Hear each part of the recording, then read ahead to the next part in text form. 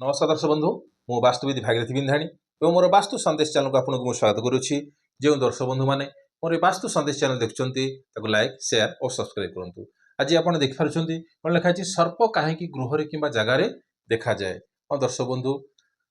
आजिकल तो गछ जंगल होता ताकू सब लोक गछ काटी कौन घर द्वार बन सारे से तो अलग टपिक हो किंतु वास्तु मत अनुसार सर्प कहीं गृह देखा जाए और तार प्रतिकार आपड़ कौन करेंगे तापर आपको आज मुझे आलोकपात करी। हाँ दर्शक बंधु जदि यहाँ हूँ आप जगह हूँ पूर्व पश्चिम आसला आपणकर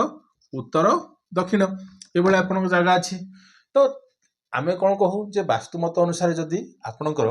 गृह जदि ऐशान्य कोण जदि जगार ऐशान्य कोण वृद्धि होती कहूँ से कौन बाबा से जगह शीघ्र किणी आण अर्थात केमती जदि पूर्व पश्चिम उत्तर दक्षिण आसला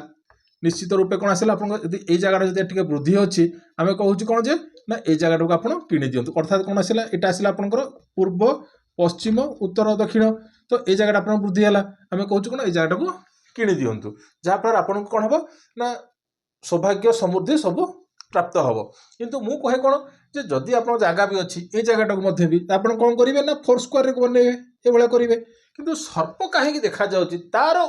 ये कहले आम जा कौन ना ऐशान्य कोण जा ये जो आपंकर रहा जगह ये हूँ आपंकर कौन ना north east proper north east अर्थात कौन होना ना ऐशान्य कोण ये जा पूर्व आम कौन देखा नॉर्थ ईस्ट जगह मालिक किए ना एटे किए आसला ना बृहस्पति देखापी गले किए ना गुरु हूँ ये जगार आउ किए ना शिवंकर स्थान कहार स्थान ना शिवंकर स्थान शिवंकर बाहन किए ना नंदी ता सहित आउ किए ना बेकर किए रोचे ना सर्प जदि ऐशान्य कोण बेसी वृद्धि हम वृद्धि ठारू जी अधिका जदि हम माने आपड़ चा पिउछंती चाटा जदि जी मिठा रहा कथा जदि ताठू अधिका मिठा रुए से कौन चाटा आप पीबे नहीं से भाया कंडीशन जदि ऐशान्य कोण जदि बेसी वृद्धि हम ताहले कौन हम ए जगह कौन हम सर्प देखा कारण से जगह आपन कौन हम ना खाली रहिबो निश्चित रूपे जदि खाली रोचे आप जानवे ये कौन गोटे सर्प बास कर संभावना वृद्धि होता है। एक द्वितीय जिनस आहरी कौन हो जदि यही जगार ऐशान्य कोण ये जगार जदि आप सीढ़ी बनाऊँच कौन स्टेयरकेस जदि बनाऊँच ताहले गृह तो विकलांग परिस्थिति आसो आ पारालिसिस भाया समस्या आसी तो से ऐशान्य कोण केबे भी हेले कौन हो ना आपड़ करेंगे ना सीढ़ी जदि या करुँच कौन वास्तु मत अनुसार यह भूल अटे जदि आपड़ कौन माने पत्थर सीढ़ी अर्थात कौन हो कंक्रीट सीढ़ी बनाऊँच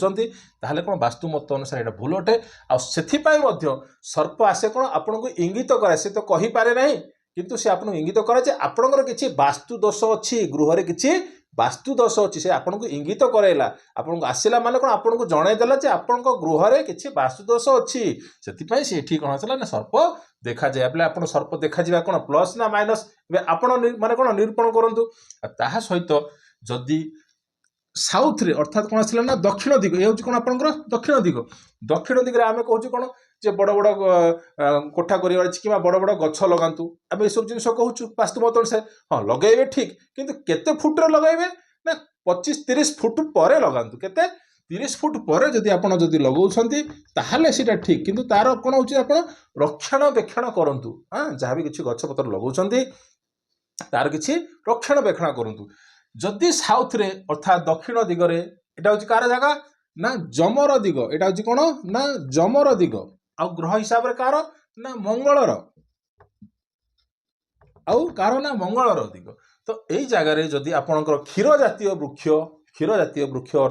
आउ आंब गछ हो कि पणस गछ जदि लगाउछंती ताहले से कौन हम ना यही जगार से कारण ये जगह कौन अली आवर्जना ही पड़ो गछ जो पत्र झड़ा दब से समय कौन हम जो पत्र झड़ब से कौन माटी पड़ो से जगह कौन हम आप सफा सुतरा नीट एंड क्लीन कर तो भल कथा जदि नीट एंड क्लीन करूना से जगह कौन हम ना आपंकर सर्प बास कर जहाँफल आपन कौन हम ना परेशानी दब तो से यही जगह भी केबे कौन आपंकर क्षीर जातीय वृक्ष लगे ना जदि लगे घर ठारू टे दूर में लगातु जहाँफल आपन को परेशानी आसब ना तो आपन को कहली ये कहली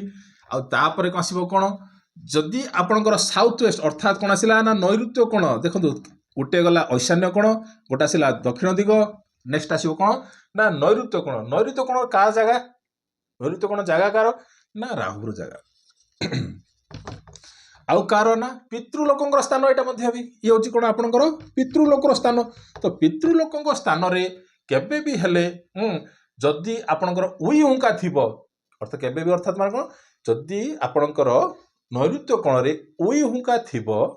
ତାହେଲେ କ'ଣ ହବ, ସେ ଜାଗାରେ କ'ଣ ଦେବତା ବାସ କରୁଛନ୍ତି, ଅର୍ଥାତ୍ ସେ ଜାଗାରେ କ'ଣ ସର୍ପ ନିଶ୍ଚିତ ରୂପେ 100% ବାସ କରୁଛି। ତ ସେଥିପାଇଁ ଯଦି ଉଇ ହୁଙ୍କା ଥିବ ନୈଋତ୍ୟ କୋଣରେ ତାହେଲେ ସେ ଜାଗାକୁ ଛାଡ଼ି ଆପଣ କ'ଣ କରିବେ, ତାର ପ୍ରତିକାର କିଛି କରି ଆପଣ ଗୃହ ବନେଇବେ, ନଚେତ୍ ସେ ଗୃହରେ ବାରମ୍ବାର ପରିଶାନୀ ଆସିଥାଏ। ଆଉ ଯଦି ସେଇ ଜାଗାଟା ସେ ମାଟି ଯଦି ଆପଣଙ୍କର ବ୍ରାହ୍ମଣ ମାଟି ହୋଇଥିବ କିମ୍ବା ଆପଣଙ୍କର ଶୂଦ୍ର ମାଟି ହେଇଥିବ, ହେଲେ କେମିତି ଶୂଦ୍ର ମାଟି କ'ଣ ବ୍ରାହ୍ମଣ ମାଟି କ'ଣ, ଏଇଟା ଟିକେ ଅଲଗା ଲାଗୁଛି ନା। ଯେମିତିକି ମଣିଷର ଯେମିତିକି ବ୍ରାହ୍ମଣ ବୈଶ୍ୟ ଶୂଦ୍ର କ୍ଷତ୍ରିୟ ଯେମିତି 4ଟି ଜାତି ରହିଛି, ସେଭଳି ମାଟିର ମଧ୍ୟ ବି, ଅର୍ଥାତ୍ এই ମାଟିର ମଧ୍ୟ ବି ଆପଣଙ୍କର ଯେଉଁ ଗୃହରେ ଯେଉଁ ମାଟି ଅଛି ସେ ମାଟିର ମଧ୍ୟ ବି ବ୍ରାହ୍ମଣ ବୈଶ୍ୟ ଶୂଦ୍ର କ୍ଷତ୍ରିୟ ଏଭଳିଆ କ'ଣ ତାଙ୍କର ମଧ୍ୟ ରହିଛି। ବ୍ରାହ୍ମଣ ମାଟି ବୋଲେ କ'ଣ, ଯେ ଯେଉଁ ମାଟି କ'ଣ ନା ଧଳା ହେଇଥିବ, ଅର୍ଥାତ୍ କ'ଣ ଧଳା, ଆପଣ ଧଳା ମାଟି ଦେଖିଥିବେ, ଆଉ ଯଦି ଚାଖିଲା ବେଳକୁ ସେଟା କ'ଣ ଟିକେ ମିଠା ଲାଗେ, ଆଉ ଶୁଙ୍ଗିଲେ ଚନ୍ଦନ ଭଳିଆ ବାସନା ହୁଏ। ତ ଏହାକୁ କହୁଛେ ଆମେ କ'ଣ ବ୍ରାହ୍ମଣ ମାଟି। ଆଉ ଶୂଦ୍ର ମାଟିଟା କୋଉଟା, ଯେଉଁ ମାଟିଟା କ'ଣ ମାନେ କଳା ମାଟି ଆଉ ପଙ୍କୁଆ ମାଟି ଦେଖିଥିବେ। ତ ସେ ମାଟିଟାକୁ ଯଦି ଆପଣ ଚାଖିବେ ଖାରିଆ ଲାଗିବ, ସେ ମାଟିଟା କ'ଣ ଲାଗିବ ଆପଣଙ୍କୁ, ଶୂଦ୍ର ମାଟିଟା ଆପଣଙ୍କର କ'ଣ ଖାରିଆ ଲାଗିବ ଆଉ କଡ଼ା ଲାଗିବ। ତ ଯଦି ଏଭଳିଆ ମାଟି ହେଇଥିବ, ଯଦି ଏ ଜାଗା ହେଇଥିବ ଆଉ ଉଇ ହୁଙ୍କା ଥିବ, 100% ମୁଁ କହିବି ସେ ଜାଗାରେ ସର୍ପ ଦେଖାଯିବ। କାହିଁକିନା ଗୋଟେ ଘରକୁ ଯାଇଥିଲି, ଏଇ ଯେଉଁ ଜିନିଷ ଦେଖିଲି ତାଙ୍କର ମାନେ କ'ଣ ଗଛ ଲତାକୁ ଦେଖିକି ଆମେ ପ୍ରେଡିକ୍ସନ୍ କରିଦେଲୁ ଯେ ଆଜ୍ଞା ଆପଣଙ୍କର ଏଠି ସର୍ପ ବୁଲାବୁଲି କରୁଛି କି, ହଁ ଆଜ୍ଞା 100% ଏଠି ଆପଣ ଯାହା କଲେ ଠିକ୍ କଥା। କାହିଁକି ନା ଏଇଭଳିଆ ପରିସ୍ଥିତି ଅଛି ବୋଲିକି ଆପଣଙ୍କୁ ଏଇ ଟପିକଟା ଆପଣଙ୍କ ସମ୍ମୁଖରେ ରହିଲି ଯେ ସର୍ପ କାହିଁକି ଗୃହରେ ବାରମ୍ବାର ଦେଖାଯାଏ। ଆଉ ଯଦି ଏଭଳିଆ ପରିସ୍ଥିତି ଥିବ, ଯଦି ଏଭଳିଆ ପରିସ୍ଥିତି ଥିବ, ଗୃହରେ କ'ଣ ଥିବ ନା ପାଦ କାର ଯନ୍ତ୍ରଣା ଥିବ, ନିଶ୍ଚିତ ଗୃହରେ କ'ଣ ଆସିଥିବ ନା ପାଦ ଜନିତ, ତାପରେ ପାରାଲିସିସ୍, ଆଉ ତାପରେ ଫାଲେରିଆ ଅର୍ଥାତ୍